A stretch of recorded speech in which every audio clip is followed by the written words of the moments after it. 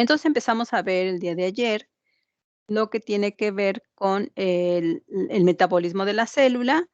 Ya hablamos de forma general qué significa, pues no como concepto, sino como ya proceso general el metabolismo, las partes que involucran el metabolismo, ¿sí? Cuándo va a ser catabolismo, cuándo va a ser anabolismo, cuándo van a ser reacciones para producción de ATP o para producción de moléculas en las cuales pues, se puede obtener a partir de ellas una porción o una cantidad suficiente de ATP.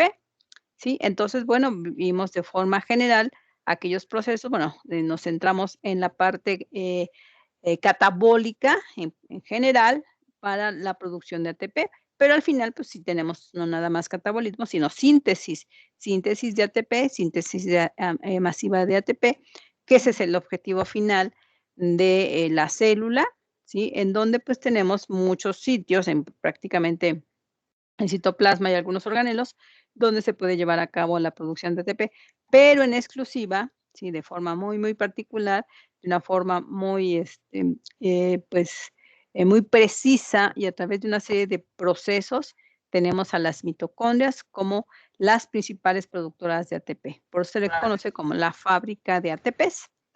Pero bueno, no lo va a hacer sola. Recuerden que aunque aparentemente es un organelo independiente de la célula, pues no, la realidad es que no es completamente independiente. Tiene cierta dependencia en cuanto a enzimas, en cuanto a proteínas, en cuanto a materias primas que requiere la mitocondria, ¿sí? Bueno, pero en cuanto a la producción de ATP, pues sí, si es exclusiva de la mitocondria, bueno, en la mayor parte, pero, pues, lo comparte, no se queda con él y lo comparte con el resto de la célula y lo destina la mayor parte, un 80-90%, se va al núcleo. Bueno, ¿qué es lo que vimos en cuanto a la respiración como la primera forma que vamos a revisar de bioenergética, de producción de energía? Y bueno, pues, hay diferentes formas de empezar el proceso respiratorio o el proceso de obtener de energía. Recuerden que los procesos, si hablamos de proceso celular, la respiración es una forma de obtener energía, ¿sí? Ustedes ya que, pues, empiezan a revisar estos temas importantes a nivel bioquímico, a nivel celular, ya no pueden decir que la respiración es inhalar oxígeno, ¿verdad? La respiración es un proceso metabólico para obtener energía. Que participe el oxígeno o no, recuerden que no es obligatorio que esté el oxígeno, ¿sí? Eso ya es otro proceso, pero que está ligado precisamente a la respiración. ¿Por qué? Porque tenemos formas también de producir energía sin la necesidad del oxígeno. Entonces, no siempre la respiración involucra oxígeno, pero sí un tipo de respiración es necesario el oxígeno, pero no siempre en todos los procesos respiratorios. Entonces, respiración como un proceso metabólico para obtener energía. Que podría, por ejemplo, empezar con la glucólisis, en el caso del metabolismo de los azúcares, ya habíamos visto también ayer por qué la célula prefiere irse por la ruta de la glucólisis o la ruta de los azúcares, porque es una molécula más pequeña, más fácil de degradar, y además, pues, en el proceso de degradación de esta glucosa, a ver, permítanme, dejen poner mi señalador. En el proceso del rompimiento o degradación, el catabolismo, recuerden que el catabolismo significa romper, reducir, degradar moléculas más grandes a moléculas más pequeñas, y en ese camino, en ese trayecto de serie de reacciones, pues producir ATP, ¿sí? No nada más ATP, sino una molécula que después vamos a ir, bueno, creo que aquí ya vamos a empezar a ver la importancia de esta molécula, el NADH, que ayer mencionamos que es un precursor de los nucleótidos, es una adenosín, ¿sí? Un análogo de la adenina, pero con otras moléculas que tienen la capacidad de reducirse y de oxidarse fácilmente. Y finalmente, bueno, algunos terminan su proceso en forma de fermentación para ya formar una molécula que ya no reaccione, como el alcohol. En el caso de la fermentación, el alcohol es una molécula, pues, que ya no tiene ni carga positiva, ni negativa, ni reacciona, no, ya simplemente es una molécula final, podemos decir. Y bueno, en este camino, pues hay una materia prima para la respiración aeróbica, que sería el piruvato, que es una molécula de 3 átomos de carbono, y que finalmente esa sí puede ser aprovechada por la mitocondria, bueno, pues una de las de tantas, bueno, no hay muchas, pero sí, no es la única, el piruvato, para iniciar el proceso de respiración aeróbica. Ahora sí, dependiente de oxígeno, pero en la mitocondria. La anaeróbica no es en la mitocondria, la anaeróbica es en el citoplasma y la aeróbica es en la mitocondria, ¿sí? Entonces vimos que puede ser a través del ciclo de Krebs, que está ligada a la cadena transportadora de electrones, a la fosforilación oxidativa y finalmente producir mucho ATP. Entonces, es lo que vamos a ver en estas clases. No creo que terminemos hoy porque sí es bastante complejo el proceso, pero en este y en las que siguen, pues el tiempo que sea necesario para completar todos los procesos que se llevan a cabo durante la respiración, ¿sí? Nada más algunos detalles, importantes que, por ejemplo, pues, ¿qué es la glucólisis, no? Entonces, el proceso puede empezar en el citoplasma, es una de las alternativas, pero tiene la ventaja de que, ya bueno, recordando las formas en las que puede la mitocondria obtener su materia prima para iniciar la respiración aeróbica, ya habíamos dicho que podría ser a través de los azúcares o polisacáridos por el ácido pirúvico, a través de los triglicéridos, los ácidos grasos, la glicerina, a través de las proteínas por medio de los aminoácidos. Y había una cuarta opción, ya como que último recurso, que aquí pues no la mencionan como importante porque casi nunca ocurre, la de los nucleótidos, ¿sí? Pero de todos esos, bueno, y que lo teníamos por acá, ¿no? Acá también muy complicado. Lo teníamos, aquí los 4, y de hecho aquí están en orden, primero los azúcares, luego los triglicéridos, luego las proteínas y por último, los, nucleótidos. Los nucleótidos que podrían estar, eh, pues, metabolizándose para formar azúcares, finalmente azúcares, pero un poquito más simples. Sí, permítanme, aquí un pequeño lapsus. Bueno, ¿cómo estaba? ¿En qué estaba? No sé qué hice, que se me fue la pantalla. Bueno, entonces sí, recordando esta parte que ayer, mencioné, pero algo importante que tienen que entender, que solamente en el proceso de la transformación de glucosa o de azúcares, específicamente la glucólisis, ¿sí? Ni en ninguno de los otros procesos. En la glucólisis sí se produce ATP.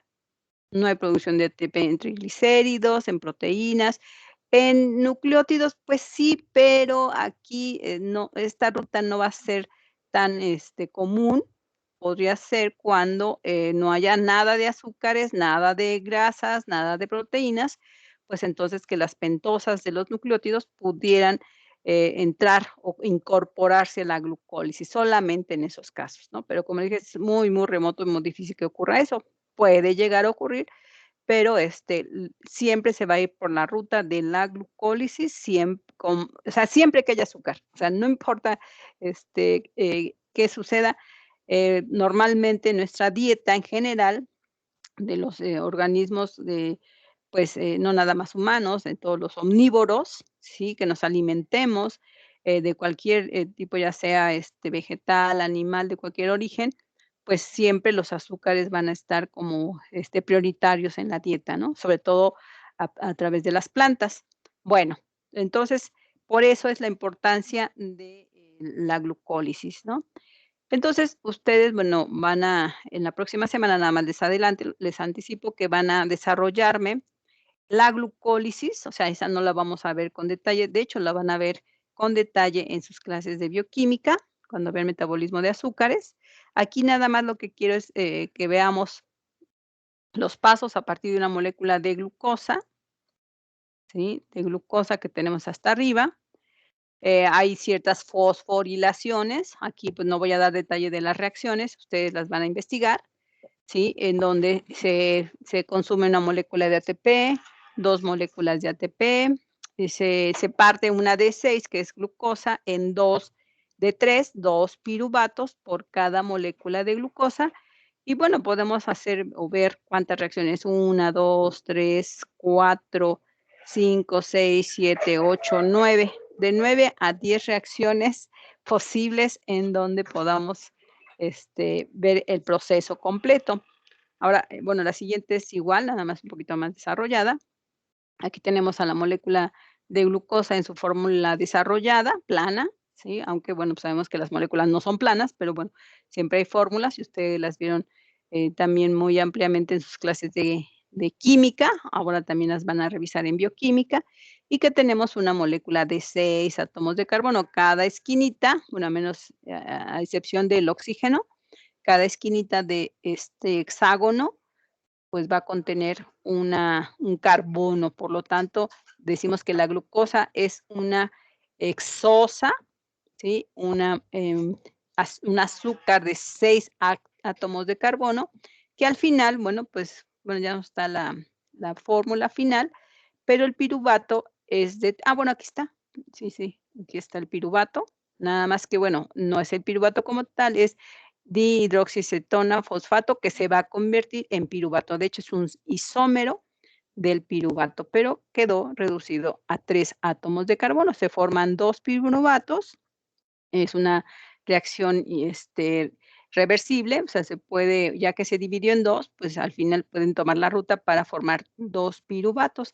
Y aquí está la molécula completa, 3 carbonos, y los demás, el resto de las moléculas asociadas a los carbonos. Ahora, aquí algo interesante, no es que se van a aprender en la glucólisis, no es que la vayan a analizar con detalle aquí, como les dije, va a ser una tarea, pero bueno, la próxima semana hablamos de eso. Pero vayan revisando porque van a hacer su dibujo. Recuerden que todos los trabajos que yo les pido, la mayoría de ellos van a ser hechos a mano, entonces pueden copiar esta imagen o la otra donde van a dibujar la glucólisis completa y van a indicar qué tipo de reacciones se llevan a cabo, pero eso nada más por los que se quieran adelantar. Bueno, pero en este proceso aquí hay 2 flechitas rojas. Bueno, ya dijimos que se consume 1, 2 ATPs. Pero en el proceso ya de la formación de piruvato tenemos la primera flechita roja que me está indicando que se forman 2 ATPs. Luego, en la siguiente etapa, ya casi al final, para la producción de piruvato, otros 2 ATPs. Entonces, en total, 2, 4. Estos son ATPs que se forman en el citoplasma, ¿sí? Entonces, nada más para el proceso de rompimiento de glucosa hasta piruvato se forman 4 ATPs. Nada más que, bueno, pues, en el siguiente ciclo se van a consumir 2, los 2 primeros, que están al inicio de la fosforilación de la glucosa. Entonces, podemos decir que, bueno, de los 4 que se forman en total, pues 2 se van a reconsumir y solamente van a quedar 2 disponibles para la célula, ¿sí? Pero tenemos en este cuadrito amarillo, bueno, recuadro amarillo, que es un rectángulo, 2 NADH. No pierdan de vista estos 2, otra vez nicotina-adenin, porque estos se van a ir a sumar a la mitocondria y van a contribuir de la misma manera también a la producción de ATP, pero en la mitocondria, ¿sí? Entonces, aquí podemos decir que en potencia habría también la formación de más ATP cuando este NAD se transporte o se vaya a la mitocondria. Entonces, pues realmente la glucólisis sí es una fuente de energía, ¿verdad? Y esto es parcial, nada más por la pura glucosa. Y luego, bueno, ya viene la fermentación, pero la fermentación pues ya no produce ATP, ya nada más es para terminar la reacción, porque el piruvato es una molécula inestable. El piruvato, si se dan cuenta, tiene un O negativo y casi todas las moléculas o los iones que están negativos o positivos, o sea, que quedan con carga neta, pues pueden seguir reaccionando. Entonces, el piruvato no puede ser una molécula terminal, ¿por qué? Porque es inestable, porque tiene un orbital con electrones disponibles y fácilmente puede reaccionar con otra molécula.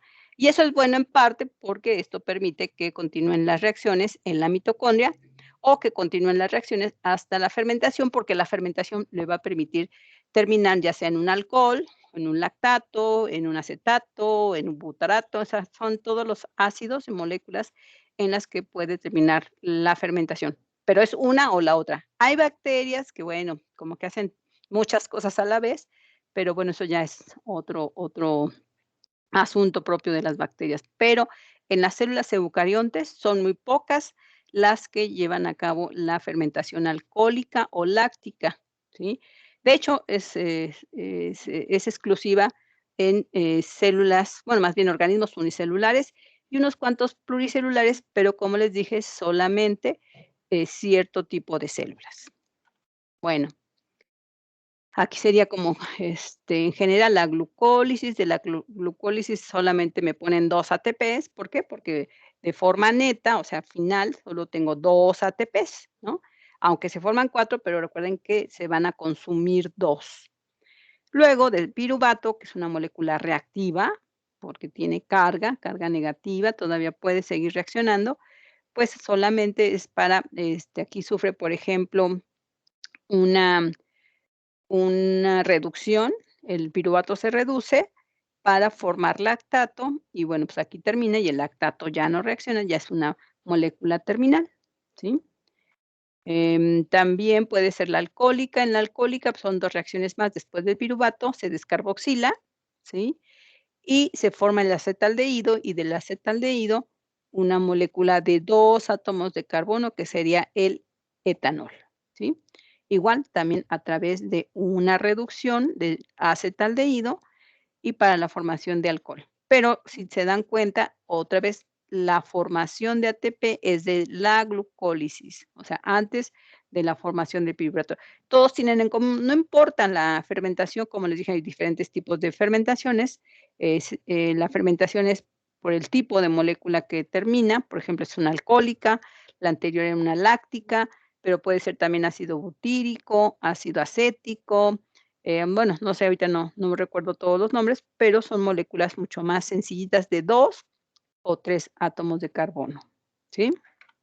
Bueno, pero antes de continuar, vamos a seguir con algunos términos que nos permitan entender de qué estamos hablando, ya al momento de entrar a la mitocondria, ¿sí? Entonces, ¿qué pasa con el piruvato? El piruvato, como ya les dije, pues tiene, pues es una molécula todavía reactiva.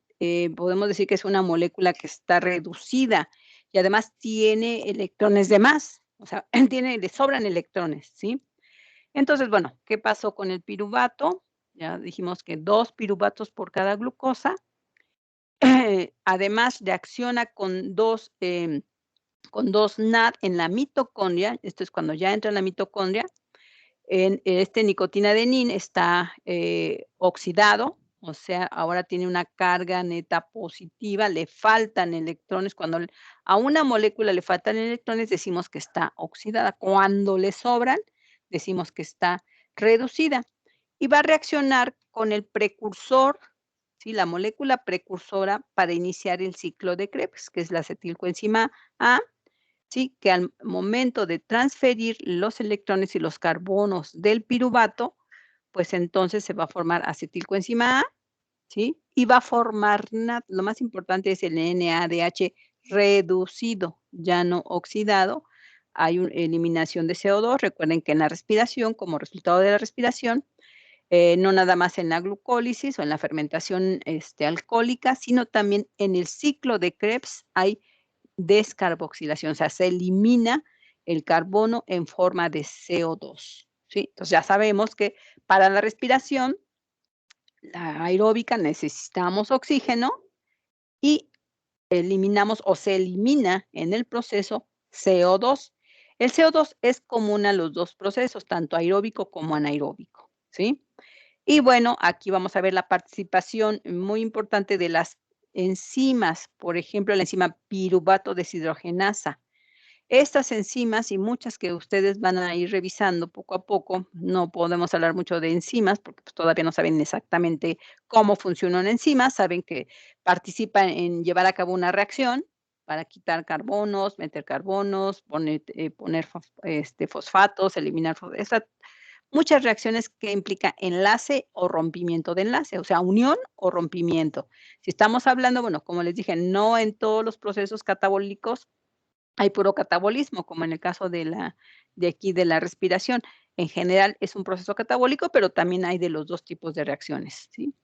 Y bueno, em, cuando hablamos de la acetilcoenzima A, ahorita les voy a enseñar en dónde está o en qué parte está funcionando, se dice que es el momento, le llaman la encrucijada metabólica. ¿Qué significa?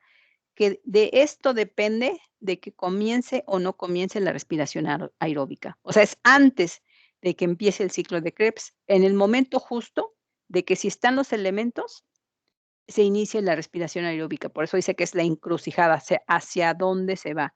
¿Va a iniciar o no va a iniciar? ¿Sí? Entonces, de la encrucijada de la que estamos hablando, es más, la voy a poner aquí como principal. Voy a poner a ver qué colorcito. ¿Sí me van siguiendo? O sea, este, cualquier cosita me pueden detener, preguntar. Aquí lo que quiero es poner esta molécula del que les acabo de hablar como mi molécula metabólica importante.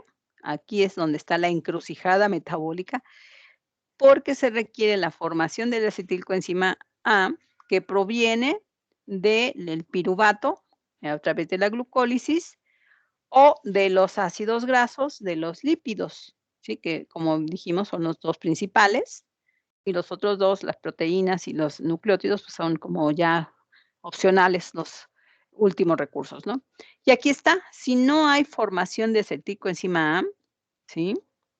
Aunque haya piruvato, o aunque haya ácido o descarboxilación de ácidos grasos, pues entonces el ciclo de Krebs no va a iniciar. Entonces, ¿de qué depende el ciclo de Krebs? ¿De qué depende la respiración aeróbica? De la acetilcoenzima A.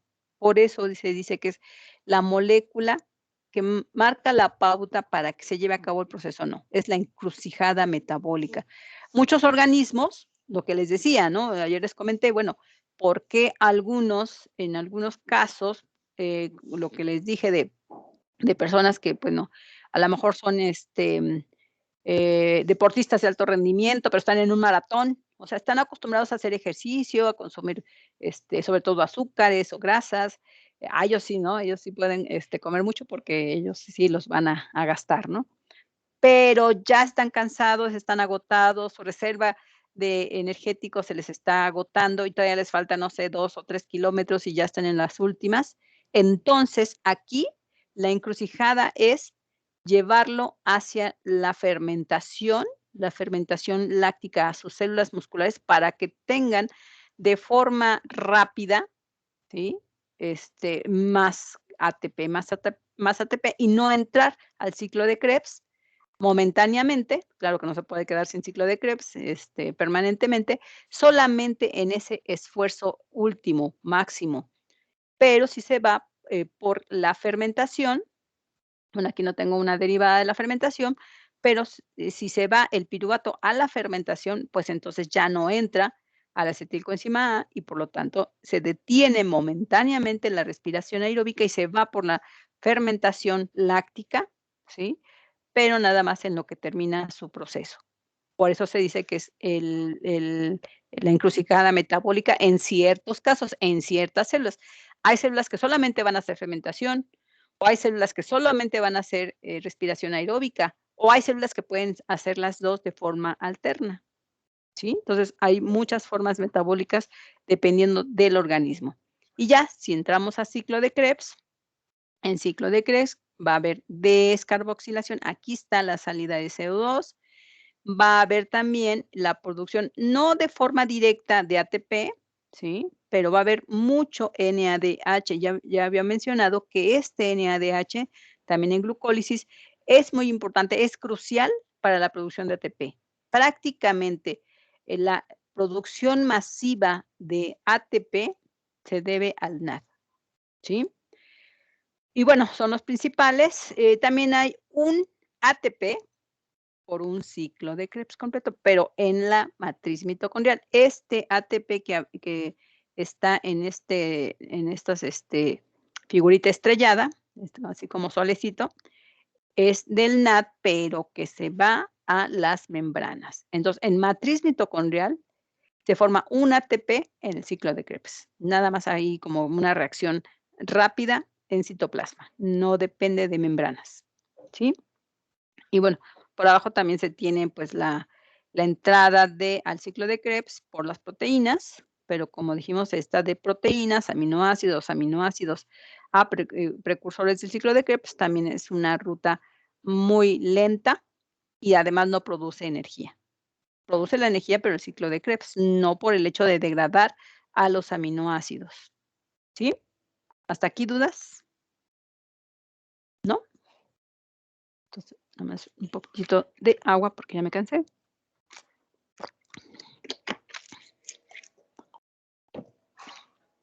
Bueno, ¿qué más tenemos?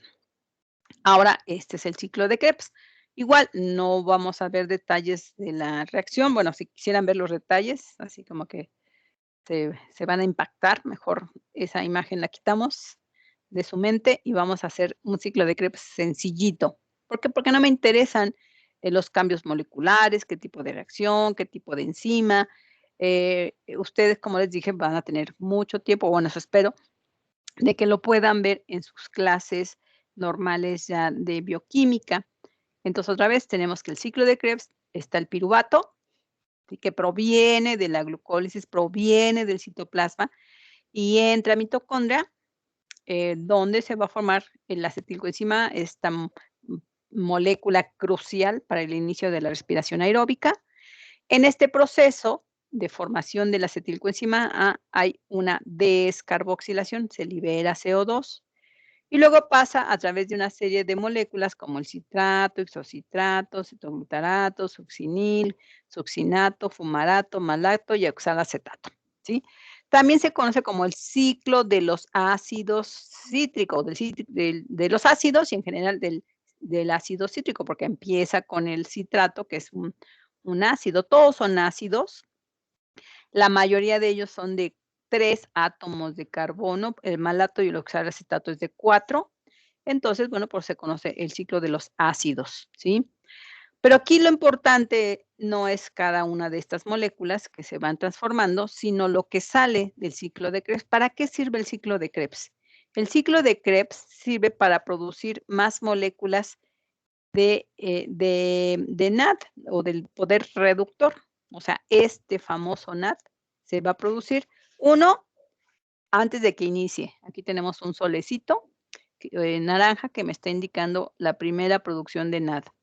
Y luego, el segundo con una descarboxilación. Y vean, ya está encerrado en esta imagen naranja, son NAD reducidos. 2 NAD, 3 NAD, y al final 4 NAD. 4 NADH, nicotina adenin, ¿sí? Reducidos, además, se llama molécula de poder reductor, ¿sí? 1, 2, 3 descarboxilaciones, o sea, se liberan 3 moléculas de CO2, pero bueno, pues el CO2 no participa ya, o sea, el CO2 se libera como gas. Una molécula de ATP, aquí tenemos la producción del ATP precisamente. Y hay otra molécula que, bueno, aquí como que la dejaron así muy así, muy simple.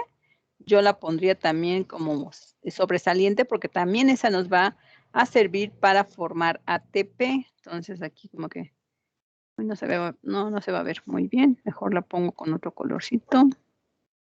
La ponemos con rojito.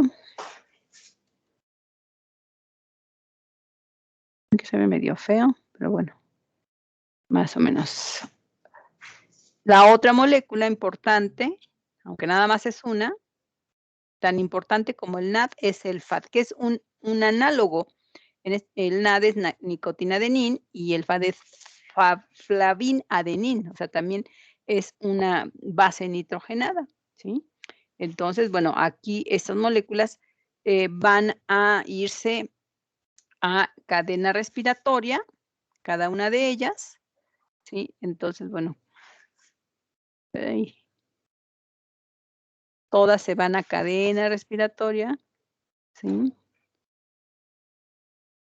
Para continuar con el ciclo y la producción masiva de ATP. ¿Para qué es cadena respiratoria? Para la producción de ATP.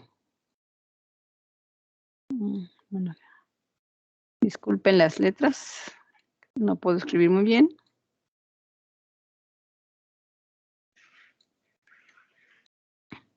No, esto está muy feo.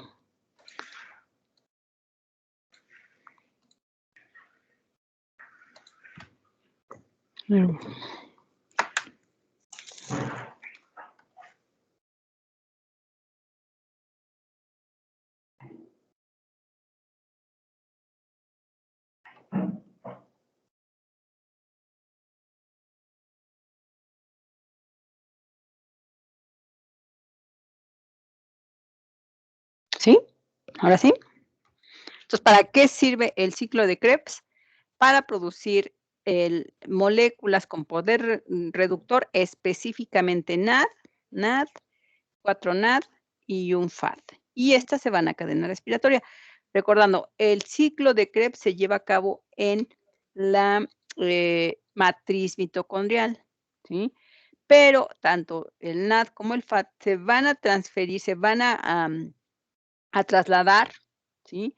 A las membranas de las crestas mitocondriales y ahí va a ocurrir la cadena respiratoria, o también conocida como cadena transportadora de electrones, ¿sí?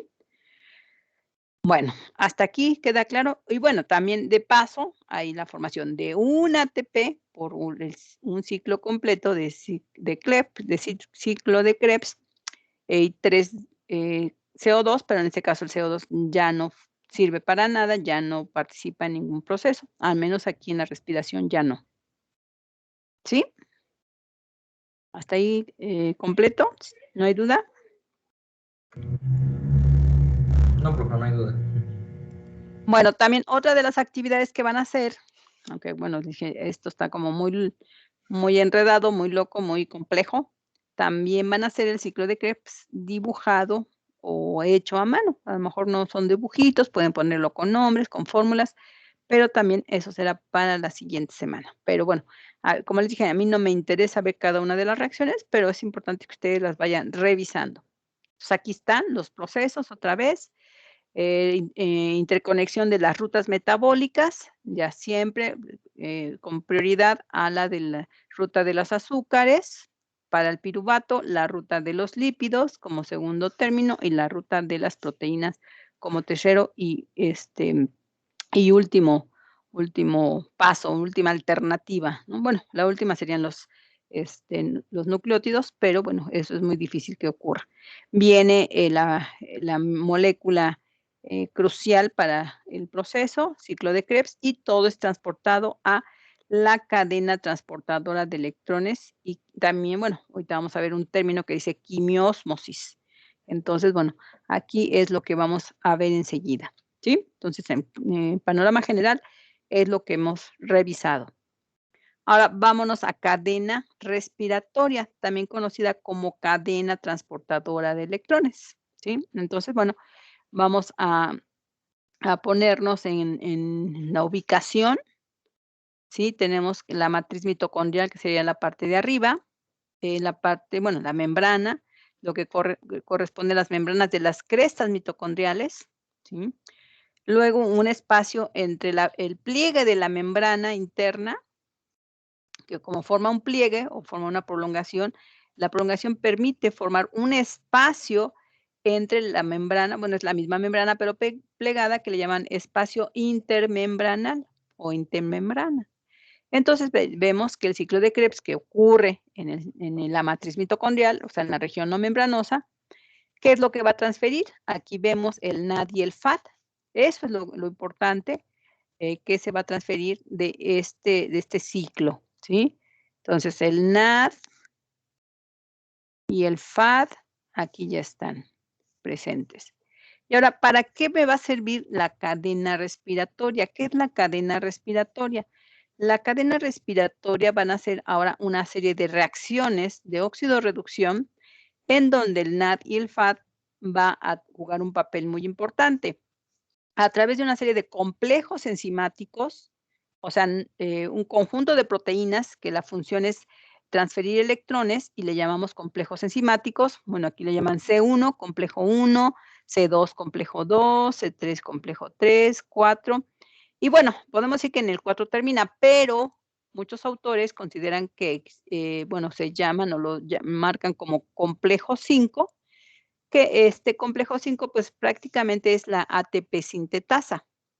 Pero bueno, ya no participa en el proceso de transferencia de electrones, ya no es en la cadena, pero está acoplada a la cadena, aunque no pertenece a la cadena respiratoria. La cadena me refiero a todas las enzimas, a todas las proteínas que están presentes y literal es como una cadena, como si los electrones brincaran de un proceso a otro, desde el complejo 1 hasta el 4. Y aquí es donde viene la participación del oxígeno. La cadena respiratoria se corta o termina cuando entra el oxígeno, se roba los electrones y lo transforma en una molécula donde reacciona, pero ya una molécula neutral, que es el agua, ¿sí? Entonces, vamos a ver para qué sirve el oxígeno o cómo se transfiere el oxígeno, pero si nos damos cuenta es una reacción final, ya que acaba la cadena respiratoria. Entonces, vamos a ver cada uno de los complejos y cómo se lleva a cabo el proceso de transferencia de electrones, ¿sí? Entonces, ¿para qué sirve el NAD y el FAD? Para transferir electrones. Les había comentado que se decía que son las moléculas de transferencia electrónica con alto poder reductor. O sea, se reducen y lo pueden transferir a otras moléculas, ¿sí? Para que se puedan reducir las otras a las que transfirieron los electrones. Entonces tenemos aquí estas bolitas donde dice E-, que es la cadena, o sea, el trayecto que van llevando los electrones, ¿sí? Que van del NAD al complejo 1, llevamos a la enzima transportadora de complejo 1 al 3. Luego el FAD, que se une al complejo 2 y también con su transportador coenzima Q del 2 al 3, y el 3 lo va a transferir al complejo 4 a través de un citocromo. Estos complejos enzimáticos, el 1, el 2, el 3 y el 4, no se mueven, o sea, son fijos, están fijos en la membrana, pero va a haber una serie de coenzimas o cofactores que son parte de una enzima que pueden viajar, por ejemplo, la coenzima Q viaja en la región hidrofóbica de la membrana, el citocromo C viaja en la región hidrofílica de la membrana, ¿sí? Y bueno, a través de este proceso de transferencia de electrones, también hay transferencia de protones, pues ya las cargas positivas, siempre en una transferencia de electrones, también hay transferencia de protones para compensar las cargas negativas. Recuerden que los electrones llevan carga negativa, por lo tanto, entonces se tiene que transferir la misma o más cantidad de cargas positivas. Y en este caso, las cargas positivas las van a dar otra vez los protones o las moléculas de hidrógeno, pero hidrógeno reactivo o llamados protones, ¿sí? Bueno, eso es la cadena transportadora de electrones, pero bueno, eso a lo mejor ya lo sabían, eso pues ustedes ya alguna vez lo vieron. Vamos a ver los detalles de este proceso y otra vez vamos a ver cómo las membranas participan de forma directa en este proceso. La formación de ATP a través de mecanismos de transporte y transferencia de electrones de las membranas. Entonces, vamos a seguir viendo las membranas, vamos a seguir viendo la importancia que tiene ahora en este caso proteínas de membranas que tienen funciones enzimáticas. ¿Se acuerdan que una de las funciones principales de las proteínas, pues son de las membranas son las proteínas intermembranales y de esas funciones son las enzimáticas? Pues esta es una función enzimática de proteínas de membrana, pero en la mitocondria. Pero igual hay en otro tipo de membranas, pero esta es exclusiva de la mitocondria, ¿sí? Bueno, pero como les decía, vamos a ver qué significa oxidorreducción, recordar sus clases de química, ¿verdad? Porque pues si lo saben, nada más lo tienen que recordar. Bueno, entonces, según nuestras definiciones o lo que ustedes alguna vez revisaron, y no nada más es aprenderse el concepto, sino hay que entenderlo. Entonces, ¿qué es la oxidorreducción? Dice, las reacciones de óxido de reducción son reacciones de transferencia de electrones. O sea, normalmente asociamos la oxidación con el oxígeno, ¿verdad? Pero bueno, el oxígeno solo hace la reacción que muchas otras moléculas que a lo mejor no vemos o que no es tan obvia, porque eso sí, el oxígeno es un agente oxidativo muy fuerte. O sea, de la naturaleza son de los más agresivos o los más fuertes que hay. En estas reacciones, un elemento se oxida, ¿sí?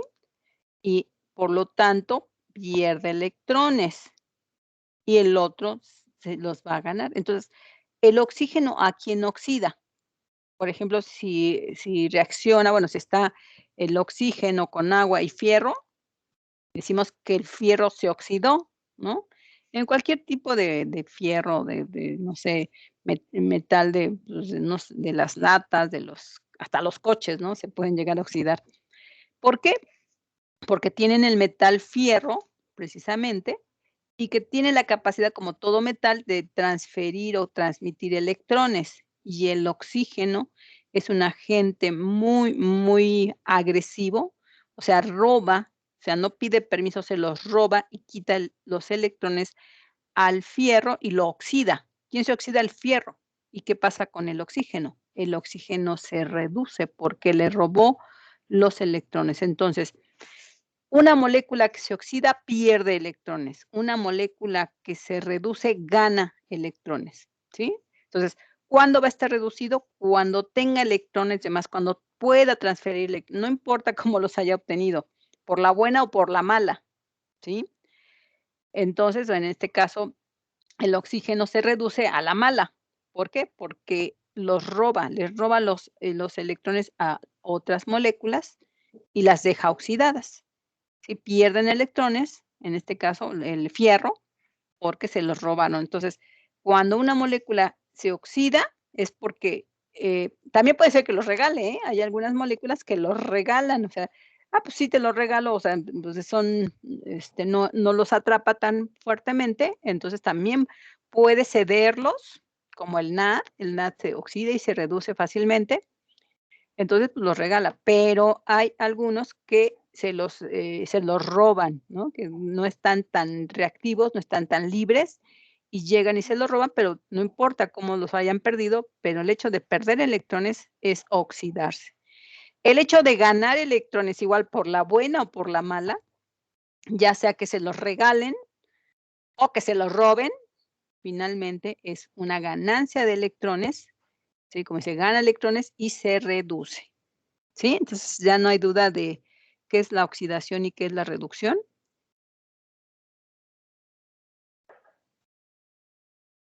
No, ¿no? ¿Sí queda claro? Sí, profe. Bueno. Entonces, se dice que, bueno, ya es lo mismo, el elemento que se oxida es el agente bueno, ahora, un agente reductor es aquel que le gusta regalar los electrones y, por lo tanto, reduce a la molécula con la que reacciona, se las regala, te las regala. Entonces, ese es un agente reductor. Mientras que un agente oxidante lo que hace es quitarle o robarle electrones. Entonces, el oxígeno es un agente altamente oxidante, oxidativo. Pero el oxígeno, él es el ganón. ¿Por qué? Porque él se lleva los electrones. Entonces, es un agente oxidativo porque oxida a la molécula con la que reaccionó. Ese es un agente oxidante. Y lo asociamos. Ahora sí, si quieren pensar en qué es lo que hace el oxígeno oxida, ¿pero qué hace? Roba electrones, ¿sí? Oxida a la molécula que se las quita pero el oxígeno, como es el ganón, se reduce, ¿sí? Sí, profe. Muy bien. Aquí lo mismo, entonces tenemos un electrón, lo vamos a marcar como carga negativa, ¿sí? Entonces, bueno, cuando reacciona con una molécula, un elemento, pues además, puede ser una molécula que esté oxidada. Si está oxidada, quiere decir que le faltan electrones. Normalmente es más fácil que reaccione una molécula oxidada a que sea una molécula neutral. Pero bueno, entonces una molécula oxidada que tiene carencia de electrones, pues los puede recibir. El hecho de recibir a los electrones, pues entonces se dice que se reduce y queda, bueno, al final de la reacción con el electrón, queda reducida. Cuando los pierde, no importa por qué motivo, normalmente es porque reacciona con otra molécula. Aquí no vamos a cuestionar si hubo un agente reductor o un agente oxidativo, pero los pierde de alguna manera, pues si regresa a su estado original, ¿sí? Oxidada, a lo mejor muchas moléculas pueden estar como en un estado basal o un estado más estable, oxidada, o habrá moléculas que estén en un estado reducida, como más estables. Eso va a depender de la naturaleza química de las moléculas. Entonces, cuando gana electrones, se reduce. Cuando los pierde, se oxida, ¿sí? Entonces, tenemos aquí una molécula A que puede estar oxidada, más la presencia de por lo menos un electrón, ¿sí? Entonces está oxidada más electrones, pues queda reducida con una carga neta, perdón, negativa, ¿sí? En este caso, porque nos está indicando que tiene electrones de más, ¿sí? A veces puede quedar neutral, ¿eh? No siempre va a ser que le sobren. A lo mejor si esta tenía A más, o sea, como un protón, más un electrón, puede quedar a cero, pero ya quedó reducida, aunque no tenga carga. Si no siempre la carga nos indica, si está reducida o oxidada. O sea, puede que no tenga carga, pero que quede de todos modos reducida, ¿sí me explico?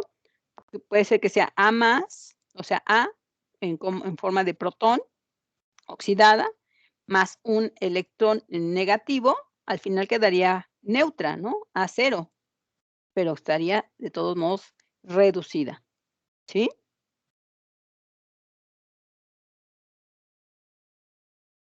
Bueno, ya en la cadena respiratoria, así, bueno, pues, ¿quién se oxida y quién se reduce? Porque hablamos de enzimas, que complejo 1, el complejo 2, el 3, el 4, pero ¿quién se está oxidando y quién se está reduciendo? Ya hablamos del NAD, el NAD ahorita, también vamos a ver, un poquito su conformación molecular, pero bueno, ella solo transfiere, ¿sí? Pero no se queda con los electrones. A nivel ya enzimático, recuerden que ¿qué son las enzimas? Es una cadena de aminoácidos que va a tener ciertos, aminoácidos que tengan carga positiva o negativa, o ciertos aminoácidos que tienen unos, le llamamos grupos prostéticos, ¿sí? Que van a estar unidos con, enlaces, ya sea, de puentes de hidrógeno, enlaces de fuerzas electrostáticas, unidos al fierro y al azufre o al cobre, ¿sí? Estos metales, sobre todo el fierro y el cobre, son muy afines a los electrones, precisamente porque son metales, entonces pueden, recibir o transferir fácilmente los electrones, ¿no? El cobre, ¿no? Que conocemos, por ejemplo, en las instalaciones eléctricas. ¿Por qué se utiliza el cobre? Porque es de los metales que tiene, pues, muy, fácil la conducción o la transferencia de electrones, o de la electricidad, en este caso, ¿no? Bueno, entonces, al interior de la enzima, lo que vamos a tener son grupos fierro, ¿sí? Que, bueno, cuando están oxidados se llama ferroso, tiene hasta 2 cargas positivas, ¿sí?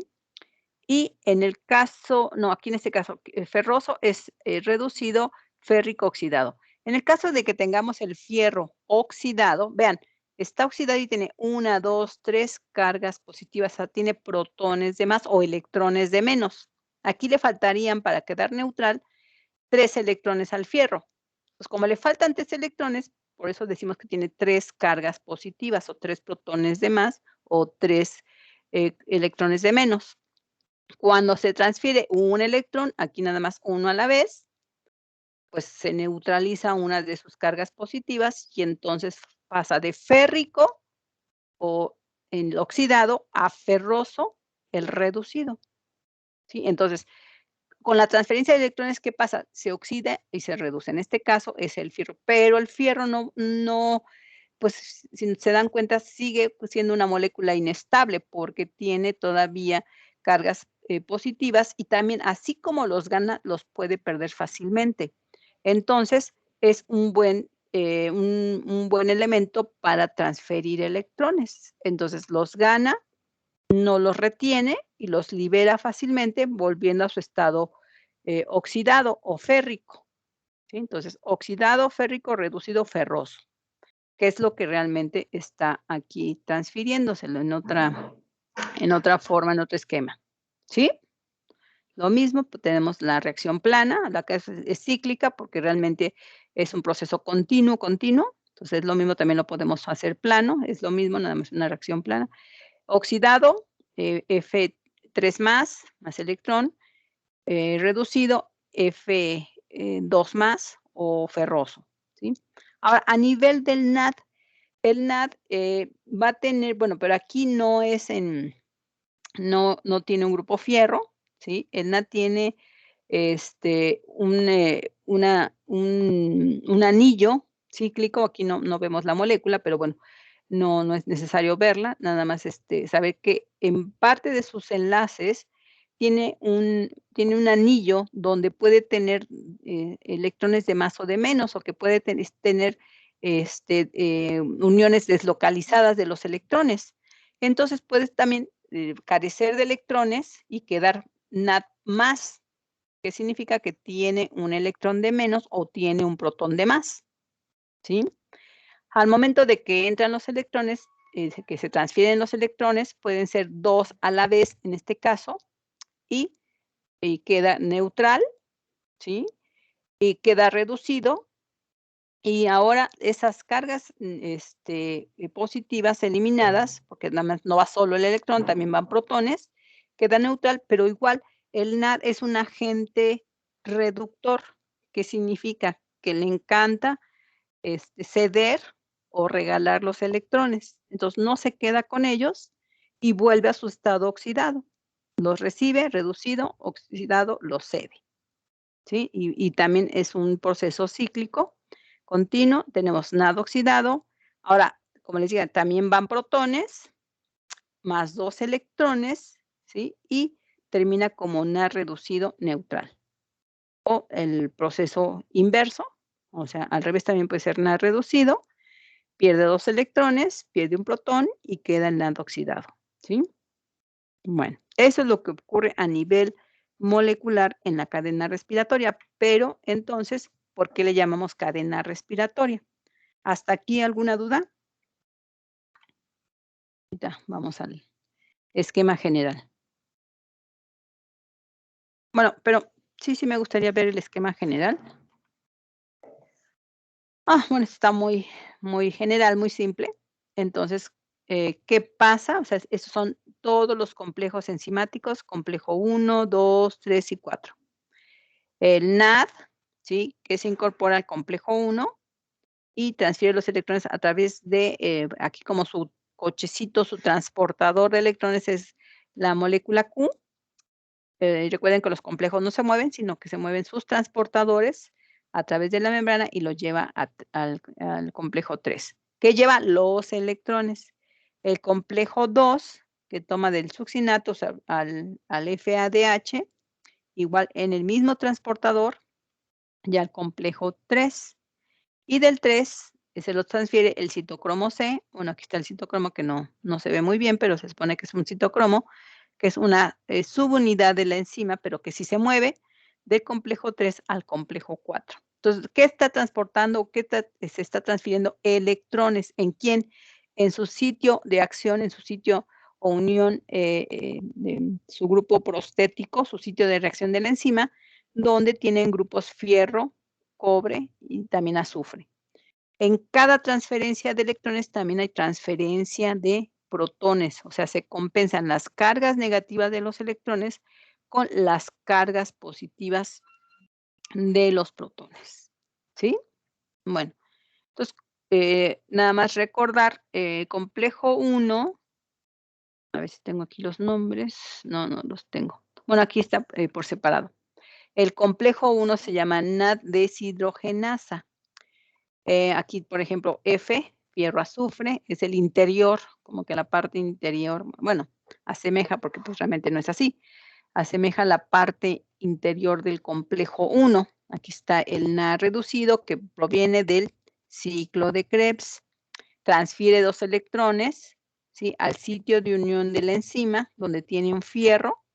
Entonces, el fierro que estaba oxidado, pues al recibir los electrones queda reducido y los transfiere a la enzima Q, y esta enzima Q se los lleva al siguiente proceso.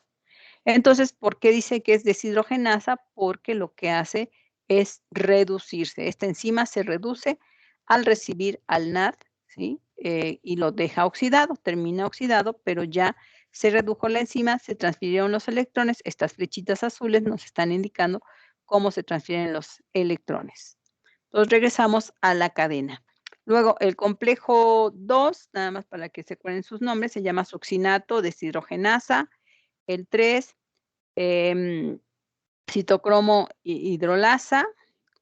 Luego el 4, citocromo C, AC, oxigenasa. Bueno, entonces vamos a ver, o citocromo oxidasa, vamos a ver el proceso. Entonces, aquí nada más vamos a ver el viaje de los electrones, ¿sí? De cómo primero está en una molécula reducida y cómo lo transfiere y se oxida. Reducido, oxidado, reducido, oxidado. Entonces decimos que es una serie de reacciones redox o reacciones constantes de óxido y reducción. O sea, no podemos pensar que si una molécula se oxida, pues ya no pasa nada, la otra se reduce. ¿Sí? Ante una molécula oxidada, una se tuvo que reducir, o al revés. Si una se redujo, la otra se oxidó. Ya se oxidó, ahora se reduce y así constantemente. Entonces tenemos aquí a la cadena respiratoria. Tenemos, también vamos a llamarle, bueno, aquí les voy a poner complejo, nada más como C1 para que lo ubiquemos.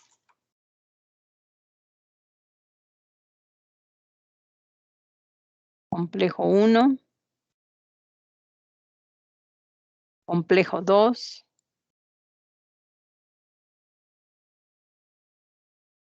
Complejo 3. Y complejo 4, ¿sí? Ahí están los complejos. Aquí no los vemos en una sola línea porque vamos a ver cómo es la cadena de transferencia de electrones, o sea, cómo se transfieren los electrones en esta cadena que también le llaman respiratoria. Entonces, el NAD y el FAD que provienen de, bueno, aquí no lo indica, se los voy a poner para que no haya duda.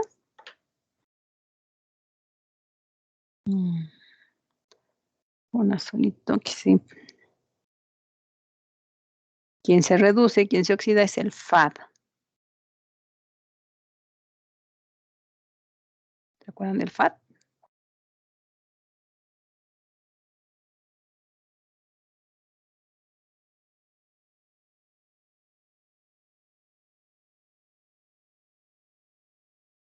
Ahora sí, bueno, ya. Ya tenemos todos los elementos completos y bueno, ahora, ¿cómo arranca?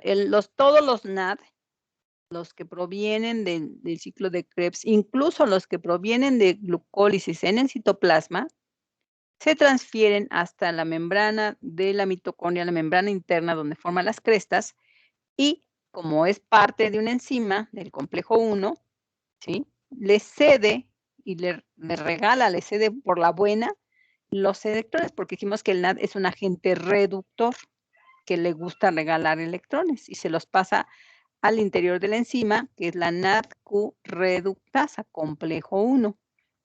Por lo tanto, el NAD sale reducido y se regresa al ciclo de Krebs para seguir reduciendo más y volver a entrar a la cadena. Entonces es un proceso constante, cíclico. ¿Qué pasó con esos electrones que se transfirieron? Pues lo toma la coenzima Q. Acuérdense, la coenzima Q o la molécula Q es como el carrito, el transportador del complejo 1 al complejo 3. Entonces, pues llega oxidado y se lleva los electrones y se reduce. QH significa reducido. Y se los lleva al complejo 3. El complejo 3, que es otra enzima, que se llama citocromo reductasa, O sea, tiene la capacidad también de reducirse, tomar los electrones de la coenzima Q y quedar reducido. Pero en ese proceso, pues no se queda con ellos, igual los cede al citocromo C. El citocromo C es el intermediario entre el 3 y el 4.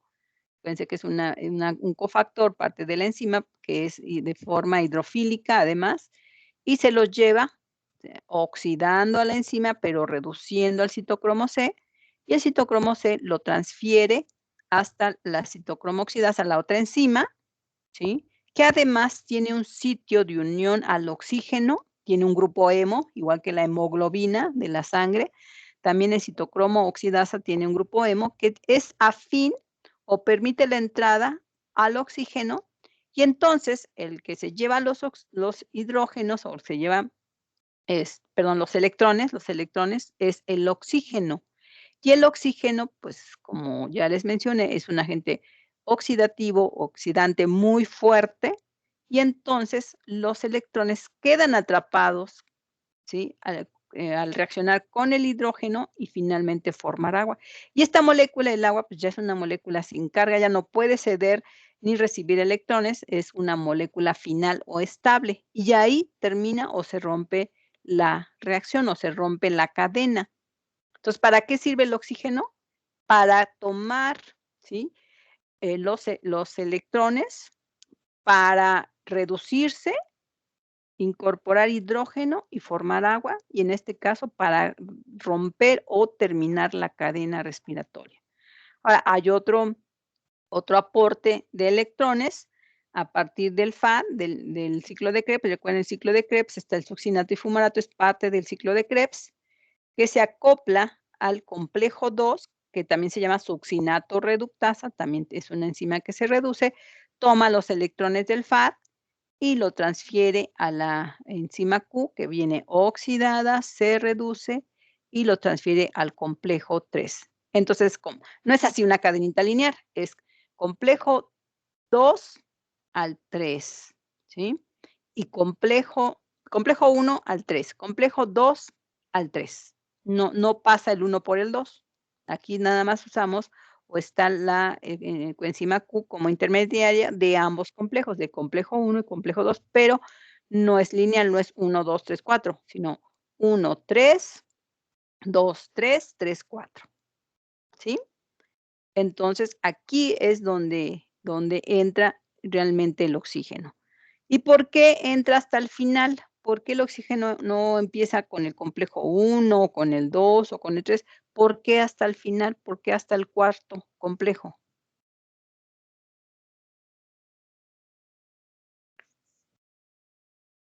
A ver, ¿alguien puede contestar esa pregunta? ¿Por qué se espera hasta el final?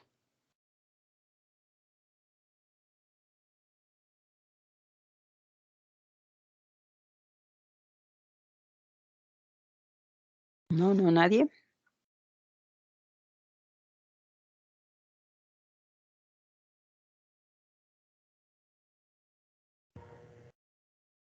No, profa, no sé. Bueno, tiene que ver con la conformación molecular, a lo mejor aquí no lo podemos ver, aquí solo estamos viendo la transferencia de electrones. Pero sí hay, ahorita, vamos a ver hasta el final, el complejo 4 tiene ciertas características. También el nivel energético de los electrones, pues, va decayendo, o sea, no es lo mismo que los electrones vengan muy deslocalizados, muy reactivos. Recuerden, entre más alejados los electrones de las órbitas, más fácilmente se pueden desprender y más fácilmente pueden reaccionar. Entre más se acerquen a las órbitas, esto ya es cuestión de química, ¿sí? Entre más se acerquen hacia el núcleo del átomo, pues menos se van a poder desprender, ¿sí? Entonces se dice que cuando están más alejados, están más reactivos. Cuando están más unidos, e incluso cuando se unen con los protones, pues están tan encerrados que no es tan fácil que los puedan despegar, ¿sí? Entonces se dice que son más reactivos en cierto nivel, digamos, al nivel del NAD o del FAD, son más reactivos que a nivel del último complejo. En el último complejo va decayendo la energía con la que se va transfiriendo el electrón. Pero existe una molécula altamente reactiva. Ya les dije que es un agente oxidativo muy agresivo. ¿Por qué? Porque no, o sea, no es que los pida por la buena, como dije, no quita los electrones por la buena, sino los roba. Entonces, ya están casi por llegar a su núcleo de la órbita, o sea, ya están pasando los niveles, orbitales y el electrón ya deja prácticamente de reaccionar, pero el oxígeno los jala otra vez de sus órbitas y se los lleva, por eso es que los roba. Entonces, pues no tienen caso, no tendría caso que el oxígeno reaccionara con los electrones que están al inicio, ¿sí? Porque, pues, es más fácil que lo pueda tomar otra molécula que no sea tan reactiva, ¿sí? Entonces, en este caso, el oxígeno, pues, sirve para jalar o tomar a los electrones que prácticamente ya estaban incorporados a la enzima, al fierro y al cobre de la enzima, ¿sí? Y los jala y puede oxidar, en este caso, al fierro o al hierro que tienen encima y llevárselos, ¿sí? Y lo incorpora a una molécula donde ya no van a reaccionar. Ya en el agua, ya imposible que puedan saltar o que puedan otra vez los electrones volver a reaccionar, ¿sí? Entonces, primero porque el nivel energético de los electrones es muy bajo y se necesita una molécula que los pueda jalar otra vez. Si no, la cadena respiratoria podría ser indefinida, y vamos a ver que no conviene que sea indefinida, ¿sí? Y la otra, porque es en el único sitio donde se puede unir, o sea, no es que los agarre así de como del aire o que los agarre del espacio, los agarra del centro de la enzima, se mete hasta el interior de la enzima para jalarlos, ¿sí? Entonces, también porque la enzima le da permiso, hay un sitio de donde dije, tiene un grupo hemo. ¿Qué es un grupo hemo? Un grupo hemo es el lugar o el sitio de unión del oxígeno, por ejemplo, a la hemoglobina, para transferir el oxígeno en los glóbulos rojos, ¿no? De la sangre y llevarlos a todas las células de todo el cuerpo. También esta enzima, la citocromo oxidasa, tiene un grupo hemo, que tiene un grupo de unión al oxígeno, que no tiene el complejo 3, que no tiene el complejo 1, ni el complejo 2. ¿Sí? Bueno, pues ha habido muchos modelos para tratar de recrear todo esto que les menciono. Otra vez aquí, tenemos el modelo, transmembranal, aquí la membrana de la mitocondria, como les dije, forma un pliegue, y ese pliegue hace que se forme un pequeño espacio que casi se pega, aquí se ve separadito, pero bueno, es más. ¿Sí? ¿Sí, perdón? No, no escuché.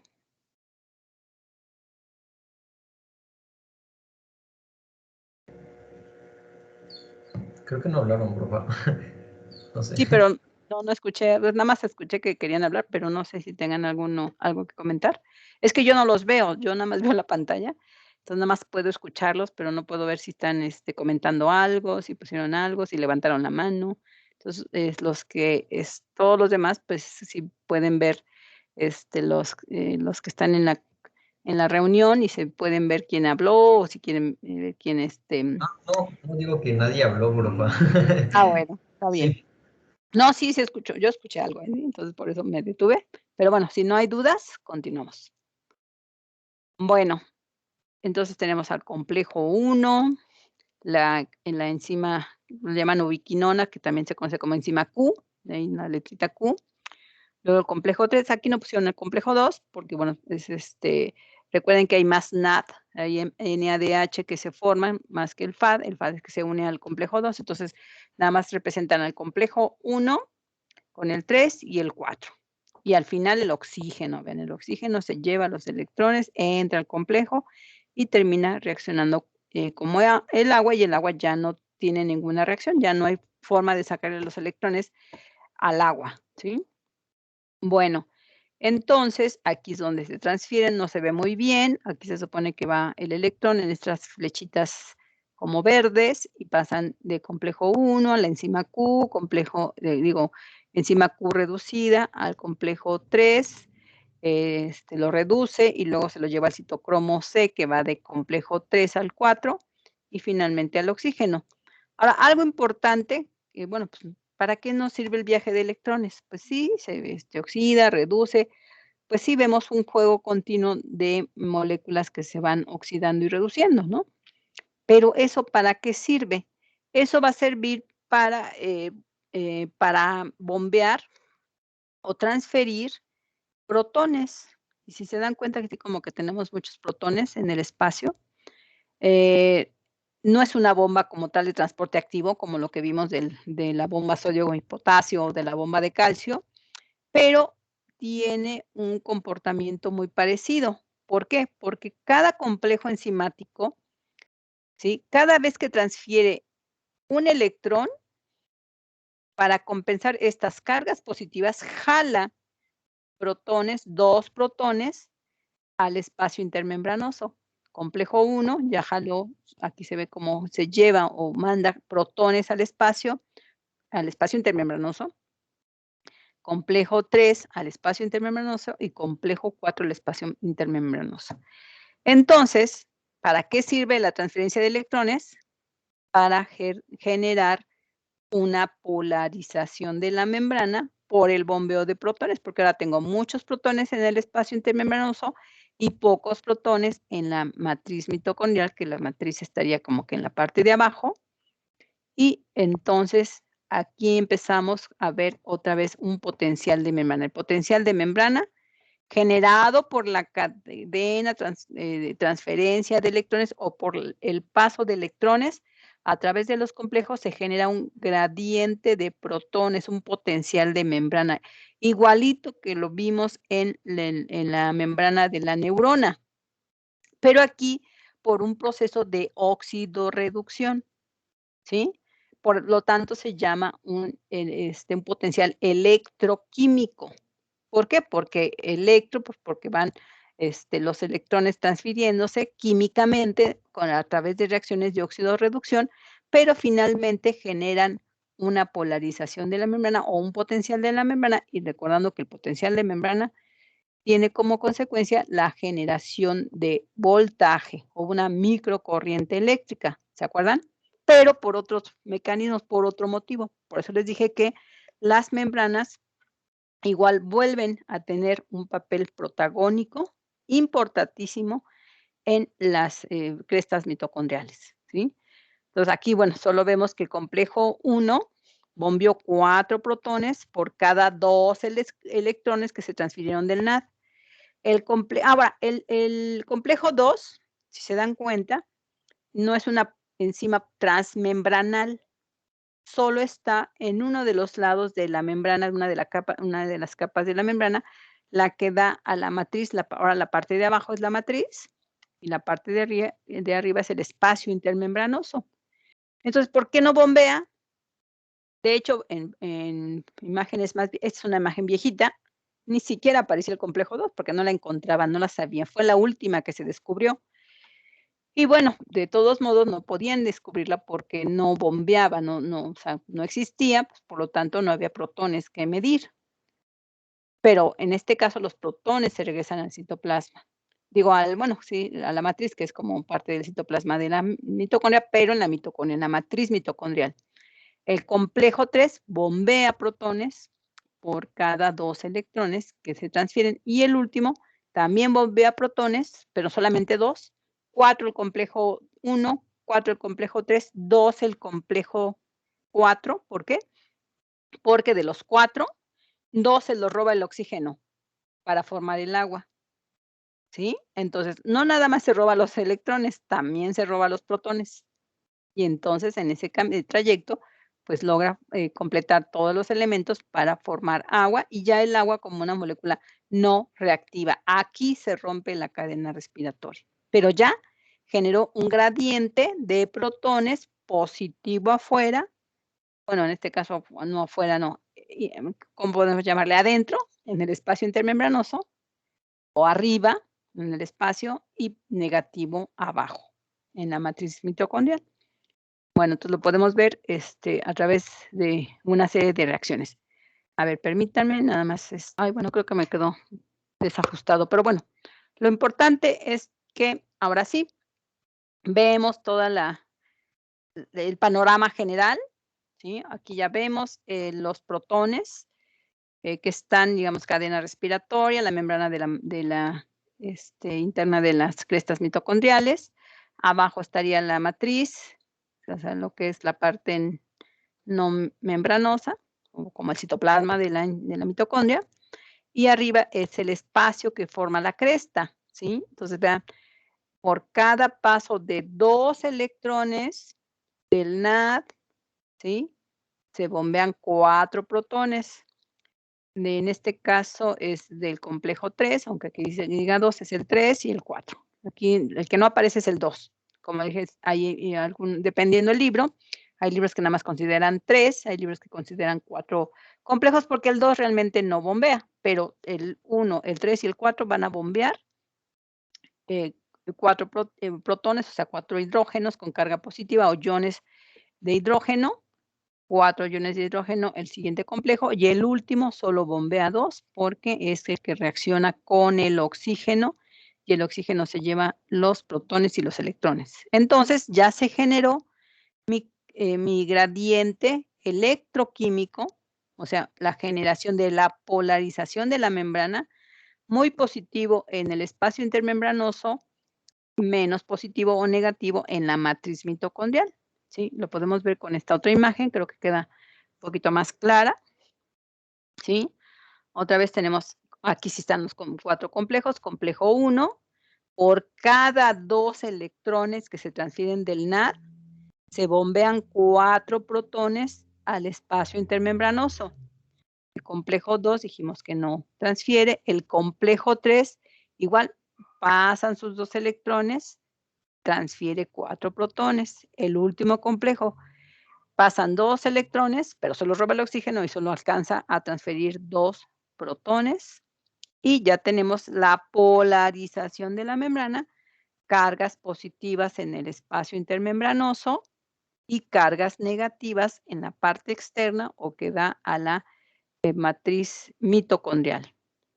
Ahora, ¿qué es esto? Ahora vemos que se genera un potencial de membrana, pero a través de un proceso químico, por lo tanto se llama un potencial químico. Este potencial químico, ¿se acuerdan que para qué servía el potencial de membrana en la neurona? Decíamos, el potencial químico, el potencial de membrana, ¿para qué servía? ¿Cuál era la consecuencia de producir el potencial de membrana? Era para generar una microcorriente, ¿no? Exacto. El potencial de membrana, no importa cómo se forme, ya sea por la bomba sodio-potasio y aquí, en este caso, por la transferencia de electrones, el resultado es el mismo, se genera un potencial de membrana. Claro que aquí por un proceso químico de óxido de reducción y transferencia de protones, pero generó un potencial de membrana que hay una microcorriente. ¿Y qué pasaba con esa microcorriente? ¿Se acuerdan? ¿Qué provocaba la microcorriente? Permitía que se abrieran los canales iónicos o algo así, ¿no? Apertura de canales iónicos dependientes de voltaje. Pues, ¿qué creen? Aquí también hay bueno, muchos canales dependientes de voltaje que, ¿se acuerdan del quinto elemento o del quinto complejo? El quinto complejo es la ATP sintetasa, que tiene una serie de canales iónicos dependientes de voltaje. Por lo tanto, pues si se genera el potencial eléctrico o la microcorriente, se abren sus canales dependientes de voltaje. Esta parte que dice F0 son los canales, pero no es uno, son muchos canales. Es una enzima muy grande que tiene muchas subunidades proteicas, por lo tanto tiene muchos canales. Y entonces, cuando hay potencial, cuando hay esta microcorriente generado por la cadena transportadora de electrones, entonces se abre y empiezan a salirse los protones, porque hay muchos adentro y así como cualquier canal, empiezan a salir en desbandada, así, muy rápido, porque nada más es un complejo enzimático, un complejo proteico que tiene varios canales en el mismo complejo y todos salen por ahí, ¿sí? Entonces, eso es lo que genera, ¿sí? O sea, la fuerza que va a activar a la enzima para que produzca mucho ATP. Esta es la famosa maquinita, aquí está la maquinita de ATP. Entonces, ¿para qué sirve la cadena respiratoria o la cadena de transferencia de electrones? Para generar un potencial químico, ¿sí? Y el potencial químico genera como consecuencia un potencial eléctrico o esa microcorriente, y eso es lo que se necesita para activar a la enzima. Se dice que se forma un potencial o una fuerza protomotriz. ¿Por qué? Porque esa fuerza, ese movimiento de la maquinaria o de la enzima, ¿sí? Es generada por el paso de protones, por eso le llaman fuerza protomotriz. A esto bueno, que algún investigador, que un científico, un bioquímico, se le ocurrió calcular y además se genera una serie de, de de ecuaciones, una serie de fórmulas para poder calcular eso, porque esto no se ve. O sea, esto no lo podemos ver, pero él, bueno, se llama Mitchell, entonces es un investigador, y le puso nombre, déjenme activar mi lapicito, a esta teoría se le conoce como la, la teoría quimiosmótica de Mitchell.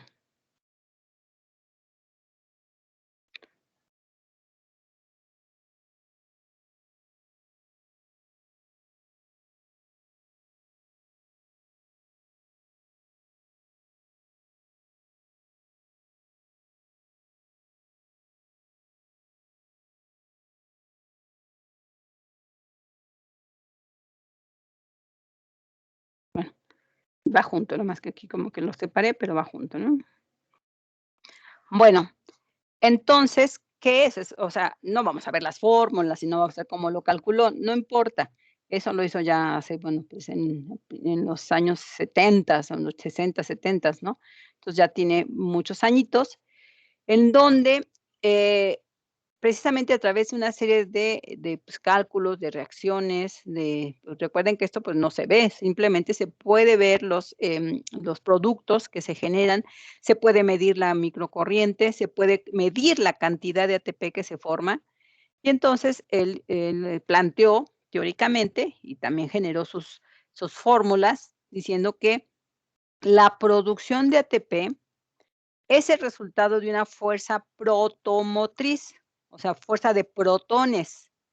Esa fuerza protomotriz que tenemos, digamos que en la imagen del medio, el cuadrito del medio, se genera por la suma de los potenciales, el potencial químico, que es generado por las reacciones de óxido-reducción de la cadena transportadora de electrones, más el potencial que se genera, o sea, la polarización de la membrana que genera este potencial, y este potencial se le llama potencial eléctrico, porque hay realmente una microcorriente, un microvoltaje, y ambas fuerzas, o sea, potencial químico más potencial eléctrico, pues es la fuerza que impulsa a la enzima a producir ATP. Entonces, bueno, aquí también aunque no lo vamos a ver como tal, no vamos a ver las reacciones ni creo que sí lo van a ver, eso no sé, está planteado en el programa de bioquímica, pero bueno, entonces,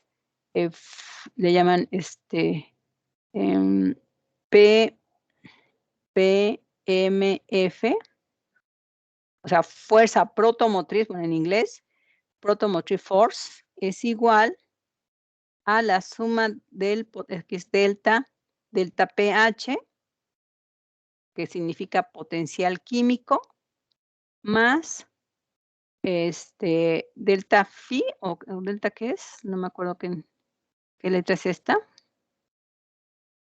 Bueno, la que está aquí en el cuadrito, que es el potencial, significa o representa el potencial eléctrico. Entonces, la suma del potencial químico de las reacciones de óxido, reducción de transferencia de electrones, que generan un potencial eléctrico, y es lo que realmente va a servir para formar esta fuerza que impulse la formación de ATP. Esa es la famosa teoría quimiosmótica de Mitchell, ¿sí? Y bueno, y tenía razón, porque, pues, aunque él lo pudo calcular a través de una serie de fórmulas, viendo lo que pasaba en la mitocondria, porque, pues, cómo explicar la gran cantidad, y ahorita también eso sí vamos a calcular, pero es más fácil sumar cómo se calcula, sino cuál es el producto final de la producción de ATP, mediante este mecanismo, ¿sí? Entonces, sí queda claro el proceso en general. ¿Qué es la teoría quimiosmótica de Mitchell? Cuando yo les pregunte.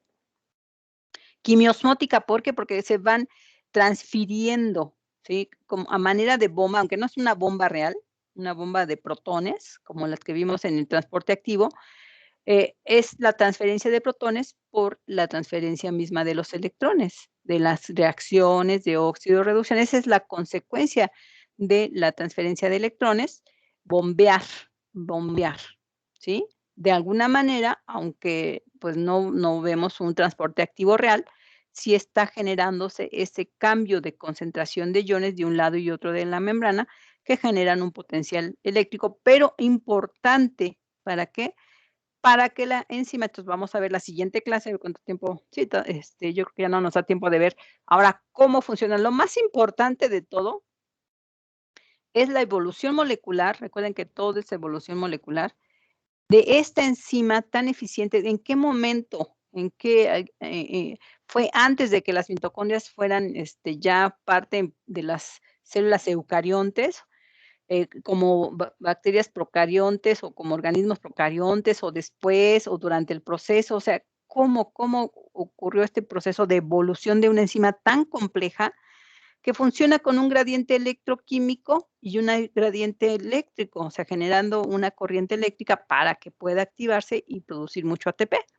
Porque además es una enzima multimérica muy compleja, tiene aproximadamente, como 20 subunidades. A ver, nada más rápido, aquí les paso. Sí, porque ya se nos acabó el tiempo. Después les explico todo lo demás. Aquí más o menos, así es la ATP sintetasa. Bueno, un poquito más complejas, esa es su estructura molecular. De ladito, ¿sí? De lado y de arriba, por arriba. Entonces, nada más estamos viendo la parte superficial. O sea, cada colorcito, uno, 2, por ejemplo, aquí tenemos 6 subunidades. La del medio, que es rojita, es otra que está aquí de lado. Y luego esta es la parte no membranosa y se conecta con una serie de estructuras internas. O sea, estábamos viendo la parte superficial, ¿sí? Y la parte membranosa. La parte membranosa, estos como cilindritos, así, verticales, así como muy acomodaditos. Cada uno de estos es un canal iónico dependiente de voltaje que se necesita abrir para que haya un paso continuo de electrones, un paso, así cuando está abierto, pues obviamente van a salir los electrones, los protones que están del lado, en este caso aquí tenemos el espacio intermembranoso y arriba tendríamos la matriz mitocondrial. Y ese movimiento, ese cambio conformacional continuo de la enzima es lo que genera la producción masiva de ATP gracias al flujo. Estas flechitas me están indicando el flujo de protones, por eso le llamaron fuerza protomotriz, ¿sí? Y bueno, eso es en general, pues realmente la función, el objetivo de llevar a cabo un proceso de reacciones de oxidorreducción durante la respiración aeróbica. Esto es exclusivo de la respiración aeróbica, no lo van a ver en ningún otro proceso de respiración, solamente aquí en la mitocondria. Por eso digo, esta es la gran invención. A lo mejor, bueno, hay otras teorías que dicen que esta enzima, pues, se generó ya cuando la mitocondria era parte de la célula, no de forma independiente, aunque hay bacterias que, pues, actualmente tienen esta enzima y no tienen organelos interiores, no tienen mitocondria las bacterias, ¿no? Pero en sus membranas también tienen esta enzima ya compleja, porque sabemos que hay, bacterias aeróbicas que hacen precisamente lo mismo que la mitocondria, producir mucho ATP. O sea, tanto hay bacterias que hacen respiración aeróbica como las mitocondrias, pero también hay unas que son anaeróbicas y lo hacen más simple, o hacen las 2 al mismo tiempo, ¿sí? Entonces, como que las bacterias En ese sentido, metabólicamente son más versátiles. Bueno, pues yo los voy a dejar hasta aquí porque tengo otra clase inmediatamente después de esta, entonces para que me dé un poquito más de tiempo de preparar lo que me sigue. Entonces